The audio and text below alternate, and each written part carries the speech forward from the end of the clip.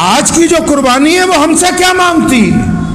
آج تو لوگ سمجھتے ہیں قربانی تو ایک بکرے کی قربانی ہے، قربانی ایک اونٹ کی، ایک بڑے جانور کی، کہ بس قربانی کی۔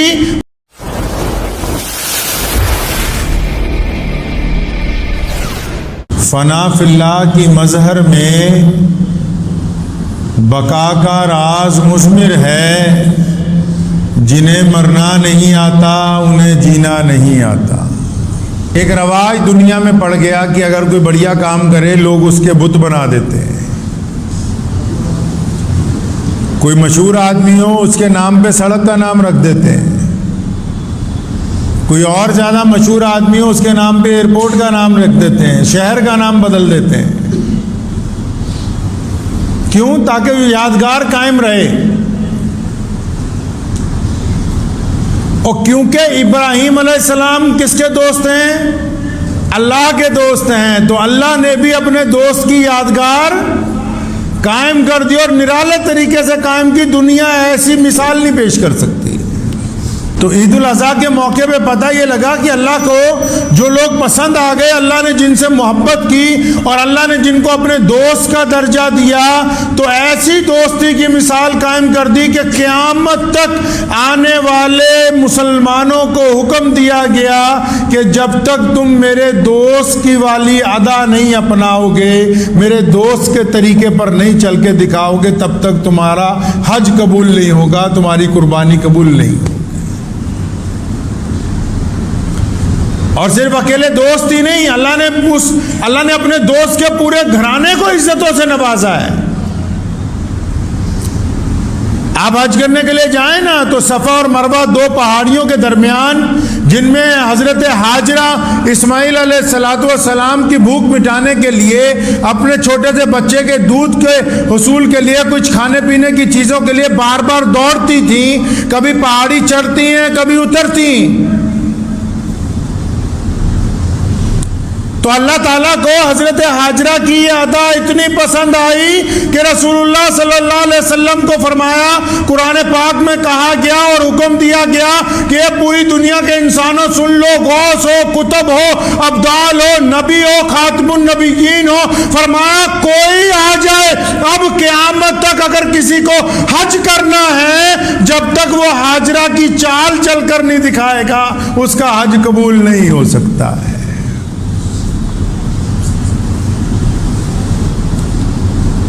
حضرت ابراہیم علیہ السلام اللہ کے دوست تھے۔ اللہ تبارک و تعالیٰ نے ان کو رسول اللہ صلی اللہ علیہ وسلم کے دادا نبی ہونے کا درجہ عطا فرمایا۔ حضور اکرم صلی اللہ علیہ وسلم کے دادا نبی حضرت ابراہیم علیہ السلام۔ 13 سال کی عمر ہے حضرت اسماعیل علیہ السلام کی، 13 سال کی عمر۔ اب اس 13 سال کی عمر میں اب آپ جب قرآن پاک میں قربانی کا فلسفہ پڑھیں گے نا، آج تو لوگ سمجھتے ہیں قربانی تو ایک بکرے کی قربانی ہے، قربانی ایک اونٹ کی، ایک بڑے جانور کی، کہ بس قربانی کی اور اس کا گوشت جو ہے لوگوں کو بانٹ دیا، قربانی کی، گوشت کھلا دیا۔ لیکن قربانی کا مقصد گوشت کو تقسیم کرنا نہیں، قربانی کا مقصد صرف بکرے کو ذبح کرنا نہیں، بلکہ اس فلسفے کو، اس روایات کو، حضرت ابراہیم علیہ السلام کی ان باتوں کو، رسول اللہ صلی اللہ علیہ وسلم کی اس سنت کو زندہ کرنا ہے جو اس فلسفے کے پیچھے موجود ہیں۔ اب وہ کیا فلسفہ ہے جی؟ آپ اگر قرآن پاک کبھی پڑھیں، وہ قرآن پاک جو صرف آج بہت سارے لوگ مردوں کو بخشوانے کے لیے پڑھتے ہیں، اس کے علاوہ ضرورت محسوس نہیں ہوتی ان کو۔ اگر آپ قرآن پاک پڑھیں تو ابراہیم علیہ السلام اپنے بیٹے کو کہتے ہیں کہ چلو میرے ساتھ۔ 13 سال کی عمر حضرت اسماعیل علیہ السلام کی، اور یہ بھی یاد رکھیں کون ہے اسماعیل علیہ السلام؟ حضرت سارہ کے بطن سے اولاد نہیں ہوئی، پھر حضرت ہاجرہ سے ابراہیم علیہ السلام کا نکاح ہوا، مدتوں کے بعد ایک بچہ پیدا ہوا، بے انتہا خوبصورت اور ایسا بچہ کہ جس کی پیشانی کے اندر نور محمد صلی اللہ علیہ وسلم چمک رہا ہے، ایسا شہزادہ۔ ابراہیم علیہ السلام نے اپنے 13 سال کے بیٹے اسماعیل علیہ السلام کو کہا کہ چلو باپ بیٹا جب گئے تو رستے میں میوچل انڈرسٹینڈنگ ہو رہی ہے آج کل آپ نے سنا ہوگا نا، اکثر ماں باپ لڑ پڑتے ہیں آپس میں بچوں کے لیے، اکثر والد اور بیٹا لڑ پڑتے ہیں آپس میں۔ ابراہیم علیہ السلام نے کوئی بات چھپائی نہیں، اپنے فرزند کو کہا باقاعدہ کہ میرے بیٹے میں نے خواب دیکھا ہے کہ میں اپنے رب کی رضا کے لیے، میں اللہ کی رضا کے لیے تجھے اللہ کے راستے میں قربان کرنے کے لیے لے جا رہا ہوں، میں تجھے اللہ کے راستے کے اندر قربان کر دوں گا۔ اپنے پتر کو کہا، بیٹے کو بڑی میٹھے انداز میں کہا، اور آپ اندازہ لگائیں کبھی قرآن پاک پڑھیں، ان کی یہ بات سننے کے بعد اسماعیل علیہ السلام کے تیور بدلے نہیں۔ آج اب چھوٹے سے بچے کو ذرا اس کے مزاج کے خلاف بات کہیں تو بچہ اڑ جاتا ہے اپنی جگہ۔ پڑھیں قربانی کا فلسفہ کیا ہے۔ کیا کوئی ایسا دوست ہے جو اپنے دوست کی رضا کے لیے اپنی اولاد کو قربان کرنے کے لیے تیار ہو؟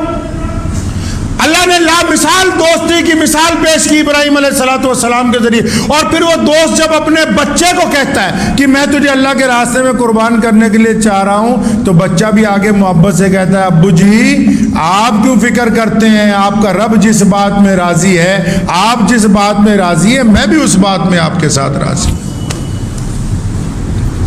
قربانی کے فلسفے نے سکھایا کہ اپنے دوست کے لیے کیسے قربانی دینی، اور پھر یہ فلسفہ اولاد کو یہ درس دیتا ہے کہ اپنے ماں باپ کا کہنا کیسے ماننا ہے۔ کیا اس سے بھی بڑی کوئی بات ہو سکتی ہے کہ ایک بچے کو کہا جائے کہ تیری گردن اتار دی جائے گی اللہ کے راستے کے اندر، اور وہ بچہ آگے سے کچھ بھی نہ کہے؟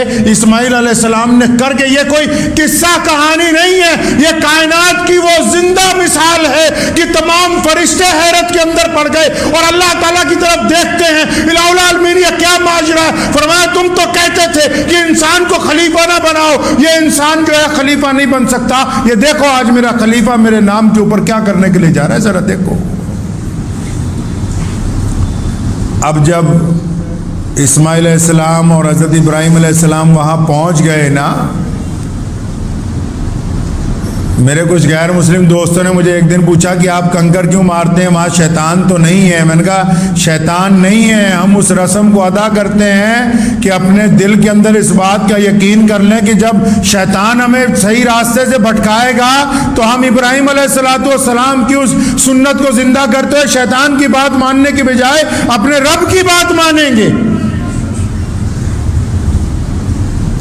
حضرت حاجرہ کو جا کے شیطان نے کہا کہ وہ لے گیا تمہارا میاں تمہارے بچے کو، کہنے لگی نہیں نہیں وہ اپنے دوست کے یہاں لے کے گئے۔ کہا دوست کون تجھے پتہ نہیں ہے؟ ان کا دوست اللہ ہے اور وہ اپنے اللہ کے راستے میں اسے قربان کرنے کے لیے لے کے جا رہے ہیں۔ تو حضرت حاجرہ نے فرمایا تھا، کہنے لگی اگر وہ اپنے رب کے راستے میں میرے بچے کو قربان کرنے کے لیے لے کے جا رہے ہیں تو یقیناً تو شیطان ہے، کوئی اور بندہ اپنے رب کے لیے دینے والی چیز کا انکار نہیں کر سکتا ہے۔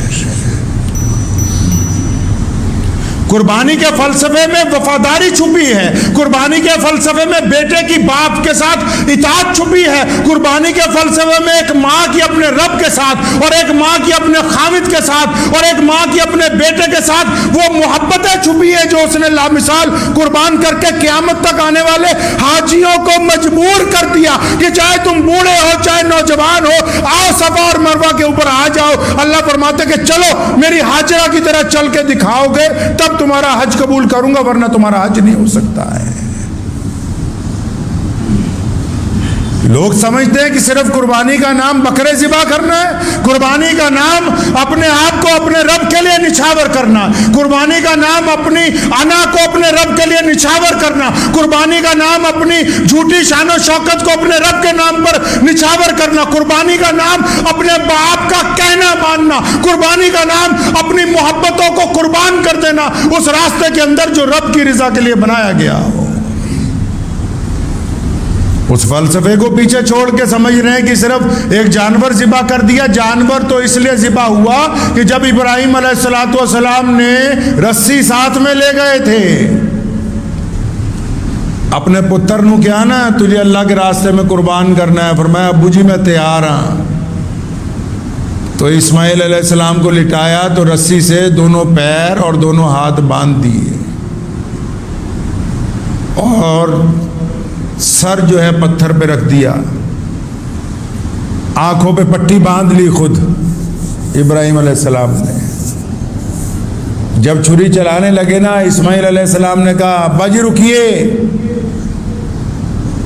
اچانک حیران ہوئے, فرمایا بیٹا کیا بات ہو گئی, ابھی تو تم کہہ رہے تھے میں راضی ہوں. فرمایا سونے ابا جی میں تو اب بھی راضی ہوں, میں تو یہ کہنا چاہتا ہوں کہ یہ جو میرے پیر اور ہاتھ باندھے ہیں ان سے رسیاں کھول دیں, تاکہ کل جب ہمارے بعد لوگ تاریخ لکھیں گے, جب ایک مصنف اتہاس لکھنے کے لیے جائے گا, وہ یہ نہ لکھے کہ اسماعیل کے ہاتھ پیر باندھ کے اس کو قربان کیا گیا, وہ یہ لکھے کہ اسماعیل نے اپنے باپ کا کہنا مانتے ہوئے اپنے ہاتھ پیر کھلوا کے اللہ کے راستے کے اندر اپنی جان قربان کی تھی. تو ابراہیم علیہ السلام نے اپنے بیٹے کے ہاتھ پیر کھول دیے.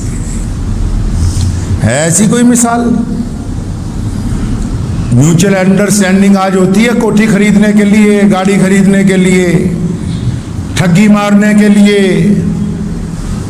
پکنک پہ جانے کے لیے. کیا ایسی کسی ماں باپ میں میوچل انڈرسٹینڈنگ ہے کہ آؤ اللہ کے راستے میں قربانی دے دیں؟ کوئی ایسی مثال پیش کر سکتا ہے؟ ابراہیم علیہ السلام نے چھری اٹھائی اور پوری طاقت کے ساتھ, قرآن پڑھیں آپ, پوری طاقت کے ساتھ چھری اپنے صاحبزادے کی گردن پر پھیرتے ہیں, چھری چلتی نہیں ہے اور چھری کو ڈانٹتے ہیں. ساتھ میں ایک لکڑی بڑی زور سے چھری کو اس لکڑی پہ مارا, لکڑی کے 2 ٹکڑے ہو گئے اور چھری کو کہتے ہیں تو چلتی کیوں نہیں؟ کہنے لگی آپ خلیل ہیں, آپ کہتے ہیں چل, وہ رب جلیل ہے, وہ 70 مرتبہ کہتا ہے کہ نہیں چلنا. کہتا اور رب کہتا ہے کہ نہیں چلنا, آپ کہتے ہیں چل. آخر پھر ایک دفعہ دوبارہ جب کوشش کی, بڑی تیز چھری چلائی تو گردن کٹ گئی, خون کے پھوارے نکلنے لگے. فوراً اپنی آنکھوں سے پٹی اتاری کہ جس کام کے لیے خواب میں اللہ سے وعدہ کیا تھا وہ پورا ہو گیا ہے. تو جب کیا دیکھتے ہیں کہ گردن اسماعیل علیہ السلام کی نہیں کٹی, گردن تو ایک دمبے کی کٹی جو اللہ کی طرف سے بھیج دیا گیا.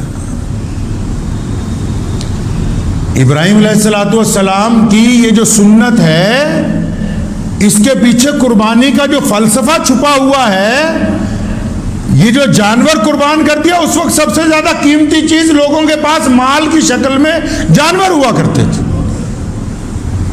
اپنے بیٹے کو قربان کرنے جاتے ہیں, اللہ تعالیٰ خوش ہیں. اللہ نے کہا قرآن پاک میں کہ ابراہیم نے اپنا خواب سچ کر دکھایا. ابراہیم کے پاؤں میں لغزش نہیں آئی, ابراہیم علیہ السلام کا ارادے کوئی تبدیل نہیں کر سکا. شیطان کو بھی وہاں سے ڈانٹ کر بھگا دیا انہوں نے. اب اس قربانی کا فلسفہ کیا ہے؟ سونے رسول صلی اللہ علیہ وسلم نے ہمیں سکھایا کہ میرے دادا ابراہیم نے قربانی کی, ہم بھی اس لیے قربانی کرتے ہیں. کیوں؟ ہمارے اندر قربانی کا جذبہ قائم رہے. قربانی کس بات کی؟ اپنے رب کے حکم پر چلنے کی. رب نے ہی تو کہا ہے کہ تم جھوٹ بولنا چھوڑ دو, رب نے ہی تو کہا کہ تم دوسرے کی ماؤں بہنوں بیٹیوں کی طرف غلط نگاہ سے نہ دیکھو, رب نے ہی تو کہا کہ سود نہ کھاؤ, رب نے ہی تو کہا کہ تم بے ایمانی نہ کرو, رب نے ہی تو کہا کہ تم پڑوسیوں کی مدد کے لیے ہاتھ بڑھاؤ, رب نے ہی تو کہا کہ تم ماں باپ کی اطاعت کرو. اللہ تعالیٰ کا حکم ہے کہ ابراہیم کے فلسفے پر چلنا ہے, ملت ابراہیم کو. علامہ اقبال نے کہا تھا نا, یہ فیضان کرم ہے, یہ مکتب کی کرامت ہے, سکھائے کس نے اسماعیل کو آداب فرزندی. آج کی جو قربانی ہے وہ ہم سے کیا مانگتی؟ اسلام نے قربانی ان لوگوں کے اوپر فرض کی ہے, جانور ان لوگوں پہ ذبح کرنا فرض کیا کہ جو مالدار ہیں, جو زکوٰۃ دیتے ہیں. اسلام کے 2 خلیفہ سیدنا ابوبکر صدیق اور سیدنا عمر رضی اللہ تعالیٰ عنہ جب خلافت کی مسند پر بیٹھے, اتنی غربت تھی کہ کپڑوں پر پیبند لگے ہوئے تھے. نہ ابوبکر صدیق رضی اللہ تعالیٰ نے اپنے دور خلافت میں کوئی قربانی کی ہے, نہ سیدنا عمر رضی اللہ تعالیٰ نے اپنے دور خلافت میں کوئی قربانی کی ہے. پتہ ہے آپ کو؟ کیونکہ رواج نہ پڑ جائے, غریب آدمی سوچے کہ میں کیسے کروں گا. ان کو حکم دیا جو روز گوشت کھاتے ہیں, ان کو حکم دیا جو زکوٰۃ دیتے ہیں, جن کو اللہ نے دولت مند بنایا ہے. اور باقیوں کا کیا حکم ہے؟ باقیوں کو حکم ہے کہ اس قربانی کے فلسفے پر چلنا ہے۔ رسول اللہ کا حکم ہے کہ ہم نے ابراہیم علیہ السلام کے فلسفے کو زندہ رکھنا ہے۔ یہ بھی کہہ سکتے تھے کہ یہ میری سنت ہے، لیکن فرمایا نہیں، یہ میرے دادا ابراہیم علیہ السلام کی سنت ہے۔ پتہ لگا محمد الرسول اللہ چاہتے کہ ابراہیم علیہ السلام کا فلسفہ زندہ رہے۔ اس ملک کی جنگ آزادی کو دیکھیں، 150 سال مسلمانوں نے انگریز کے خلاف قربانیاں دی ہیں۔ ہماری ان قربانیوں کا فلسفہ عید الاضحیٰ کے ساتھ جڑا ہوا ہے، بقرہ عید کے ساتھ جڑا ہے۔ ہمیں ہمارے دین نے سبق دیا ہے کہ تم نے اللہ کے راستے کے اندر قربانی دے دی۔